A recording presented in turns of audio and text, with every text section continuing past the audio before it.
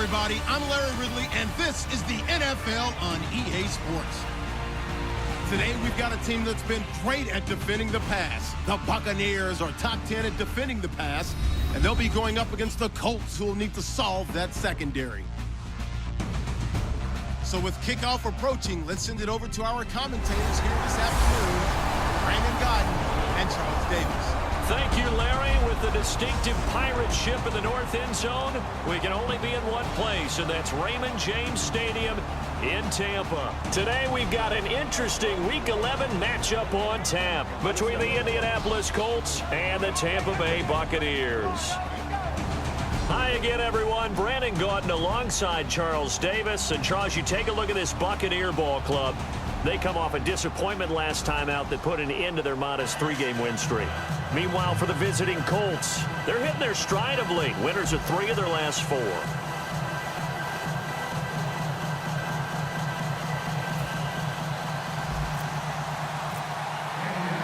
The NFL season has hit high gear, and off we go in Week 11 on EA Sports.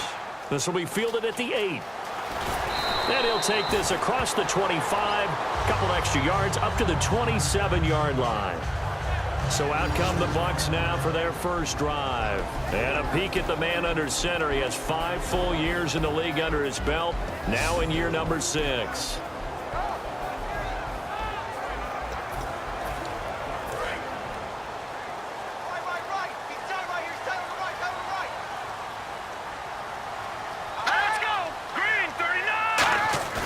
Now a play fake here on first down.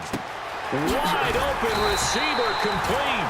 And brought down, but not before reaching the 45-yard line. When you're playing a quarterback with some experience and some moxie, you enter the danger zone when you decide to blitz him, because if he's able to diagnose as he did on that play, he can hurt you downfield. He reads defenses so well, doesn't he? He really does, and the best part about that play for him, I don't think that was his primary target. I don't think so either. I think he had the read, figured out where the blitz was coming from, and went to a secondary target for a really nice game. And how about this wide receiving core, Charles? Well, I was at the hotel watching a little film, and you popped your head in and said, these receivers are pretty good from what I can tell. You're exactly right. Can't wait to see them do their thing out on the field. Second down to the offense in search of 6 yards. All right, here we go. He'll look to throw. Oh, he's got a man wide open, complete. He got 29 yards that time.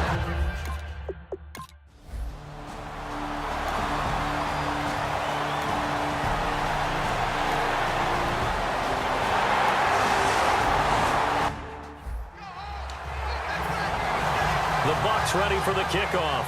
And here we go. It's in the air. That'll be taken in the end zone.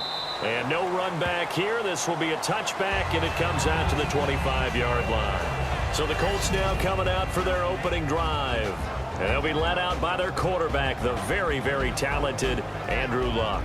And Andrew Luck's skill set is absolutely fantastic. There's not anything that he can't do as a quarterback on the field.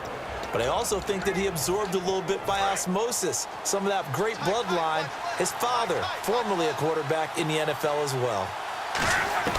On first down, Luck. He's got time in the pocket. Oh, hit as he throws there, incomplete. And the quarterback, he's got some big threats at wideout. And they seem to get bigger all the time, don't they, Brandon? Every time I look out and watch a game, we're getting these bigger, more athletic, acrobatic receivers. We have some today.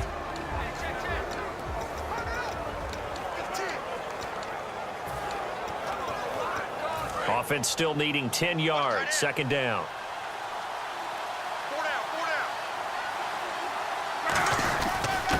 Now a handoff here to his running back. And able to stay on his feet past the 30 to about the 33-yard line. And that looked like some pretty easy yardage there right up the gut. And he's a guy that has some height to him. So when you don't have to drop a shoulder or create or get through contact or trash, makes it a lot easier to stay upright, see the field, and make a run as we just saw there. Throwing for his running back, and he's got him complete. Just 4 yards on the pickup, but that's good enough to extend the drive.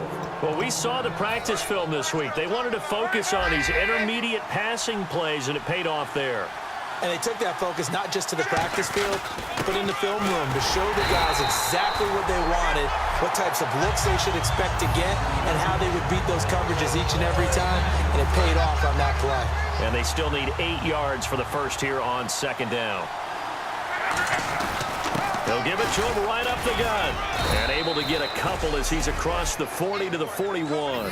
It's really simple to say that they know their identity, that they are a passing team. But one of the reasons they're so successful, they know how to mix in the run and make sure that they keep the defense off balance and not able to just simply say, let's go get the quarterback and disrupt things.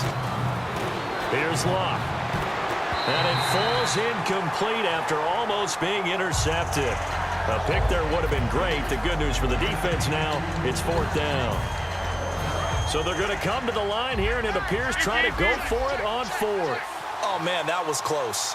The opportunity to change momentum, big play, right in his hands, unable to come down with it. A sigh of relief, no doubt, on offense at that fell.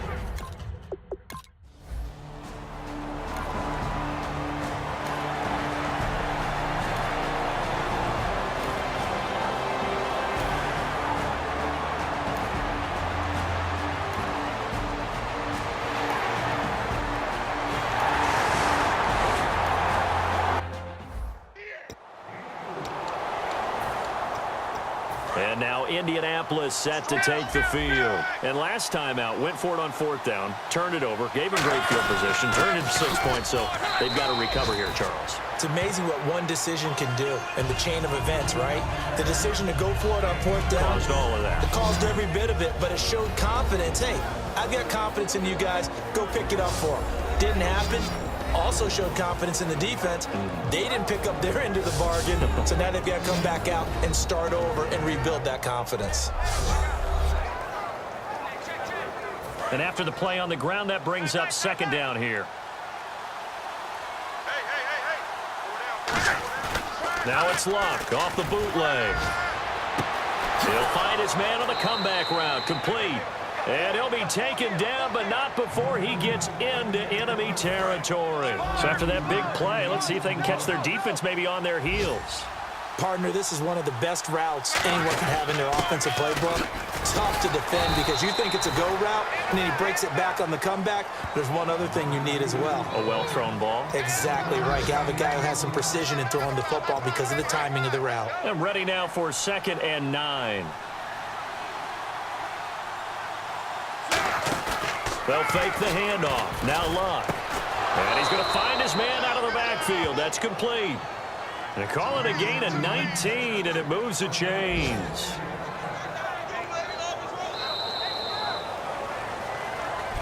Back with Charles Davis, I'm Brandon Gaudin. The Colts in possession of the football to begin quarter number 2. And they're on the move here. They've got it 1st and 10.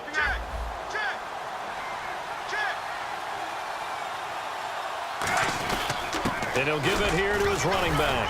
And he'll take this down just shy of the 25-yard line. A gain of 3, 2nd down.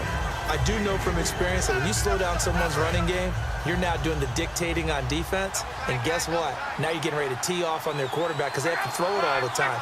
But you still have to be alert for the draws and other plays of that nature and make sure you don't get hurt. He's got his tight end on the corner route. It's complete. They give him 13 yards there on the play and a fresh set of downs. And now the passing game here in the second quarter starting to heat up a little bit. Don't you feel the rhythm starting to happen, right? You see it now. The confidence is starting to rise. I think now as a play caller, because that has happened, you lean on it a little bit more. You don't go totally away from running the football, but you do say, guess what? We can throw it. We can throw it well with a whole lot of confidence. Well, we're not playing 3 yards in a cloud of dust football anymore. I kind of get why those old school coaches sometimes didn't want to throw the football. Because if it's popped up in the air, it almost turns into slow motion, and both sides trying to get to the football, and you're holding your breath wondering whether it's going to go good or bad for your team. Calling no gain on the run there, and now they'll be looking at a 3rd down. Sometimes play calls boil down to philosophy. You know you're facing one of the top 10 units against the run in the NFL. So do you decide to keep smashing against them, or do you decide to throw the ball here? Throwing on third down. Luck. That is caught at the 7-yard line. And the stop will come inside the 5 at the 4. Personal foul. Face mask. Defense. And the dreaded face mask penalty, that's going to cost him 15 yards. And it's such a dangerous play. Body going one way, and then your head gets yanked back the other. 15 yards is the right call. And to give this time to the tailback. And this will result in him losing yardage back to the 3. It's a loss of a yard there, and now second down. Now this will be the 9th play on this drive. We just saw another example of how the defense is winning this game. Really at the point of attack, the offensive line is just getting pushed around. I think now as a play caller, you got to give them a little bit of help. Maybe you keep your tight ends a little bit more. Maybe the running backs help you a little bit with the pass blocking. But you've got to help them get some confidence because you can't abandon the play calling right now. Now Luck on 3rd and goal. And he's got his target. It's caught for a Colts touchdown. And what a moment we have just witnessed. We have a new all-time passing.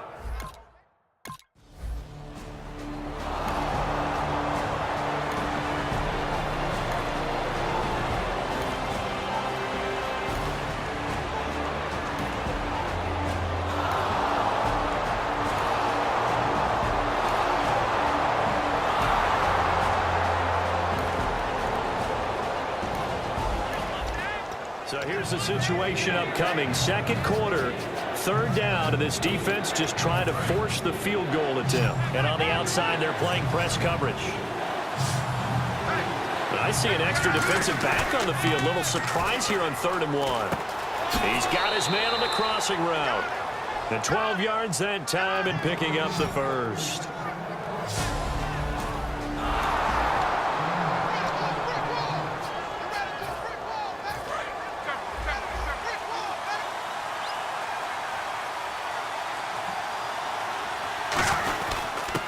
Now a handoff here to his running back.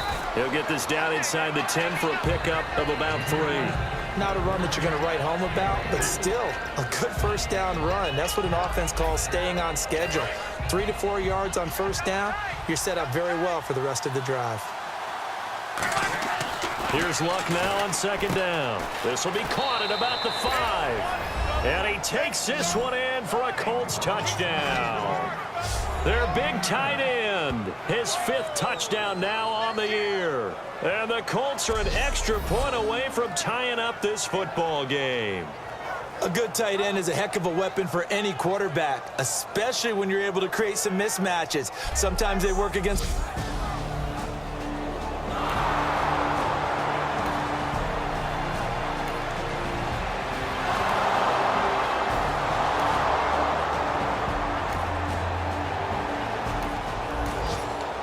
Can this offense muster a late second quarter drive to break our tie? Let's see. They'll have to be pretty efficient with their time here. Watch the clock.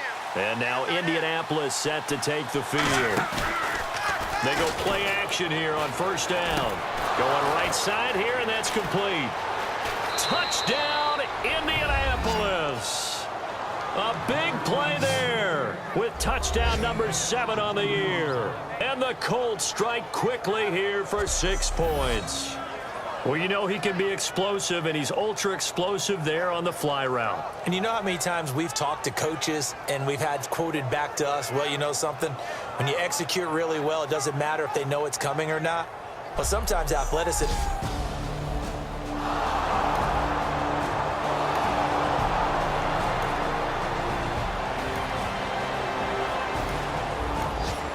This offense has been clicking pretty good here in the first half. They've got the lead. They're looking for more with the ball in the red zone. Here comes the Colts offense now as they make their way onto the field. And following that long touchdown pass, a one-play drive last time, see if the defense, you know they're ready. They don't want that to happen again. And you would have thought they would have been ready the last time. That's what you work on all the time. Make sure that no one gets behind you. That's the cardinal sin of defense, not giving up the long pass. They did. Let's see how they adjust. And he'll give it here to his running back. And he takes this one in for a Colts touchdown. A great play there with touchdown number 12 on the year. And the Colts are able to grow their lead. I know the play ends up in the end zone with one person carrying the ball, but how about that big mass of humanity?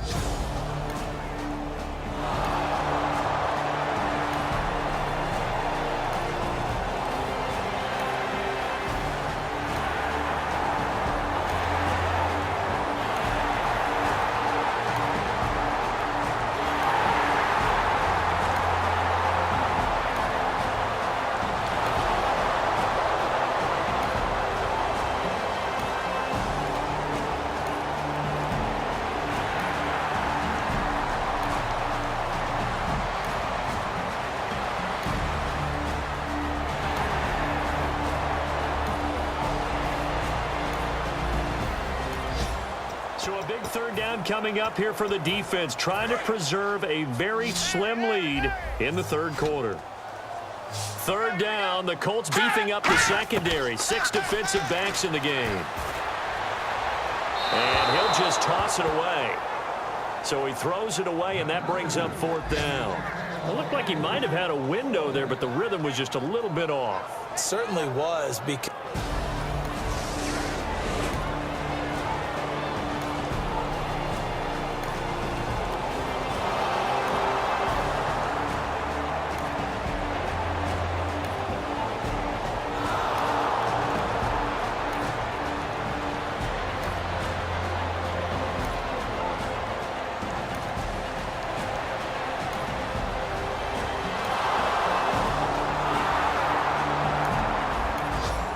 So here's the situation. The football in the red zone for the offense. Second down and 1.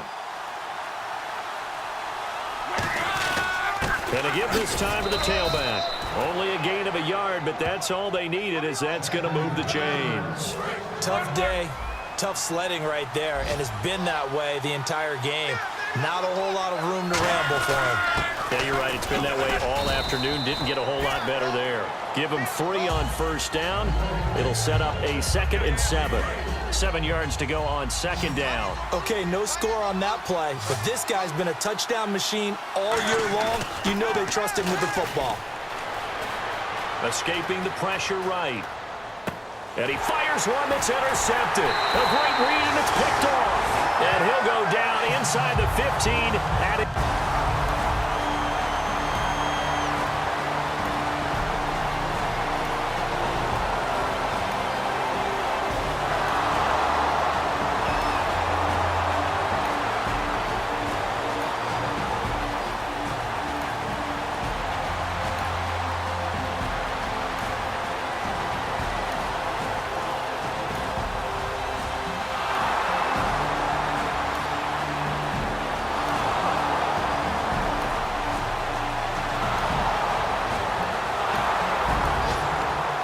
has been lighting the scoreboard up. Now the question, can they add to their lead?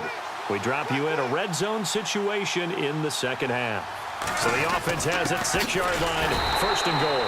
And this is going to result in losing yardage. They're driven back to the 8-yard line. That's going to go as a loss of a yard, and it'll be 2nd down. The fourth quarter here, they've got the lead. They want to keep it on the ground. That's what they're doing. Smart football. Keep the clock going. And he'll get into the end zone. Touchdown, Indianapolis. A great effort there with his 13th touchdown of the year and 2nd of the game. And the Colts add on to their lead. And he certainly played a pivotal role with those 2 TDs and why they're up on the scoreboard right now. Well, someone's all about winning, aren't they?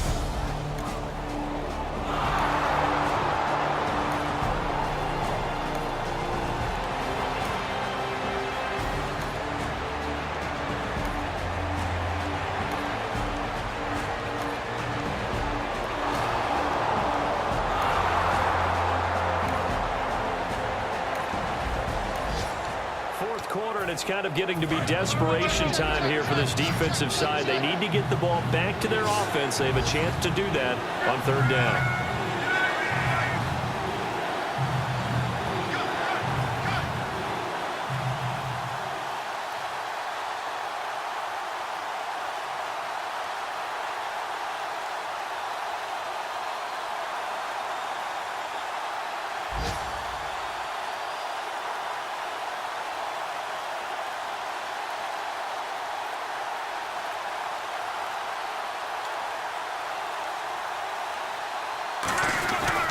And they'll go ground game here with the tailback. And he's able to pick up the first down here before he goes down at the 26. I always appreciate runners who understand situations. Well, Charles, it's one thing to win. It's another thing to win and put up the amount of points that they did. Boy, were they clicking on offense. They can't help but feel great about themselves, can they? I mean, what a game to put up that number of points, continually feel like they're moving the ball and things are working and clicking. They think that they can bottle this and carry it with them. And as an offensive coordinator, you just don't think you can do anything wrong. Whatever you call, run, pass, it's all going to work. That's called being in the zone.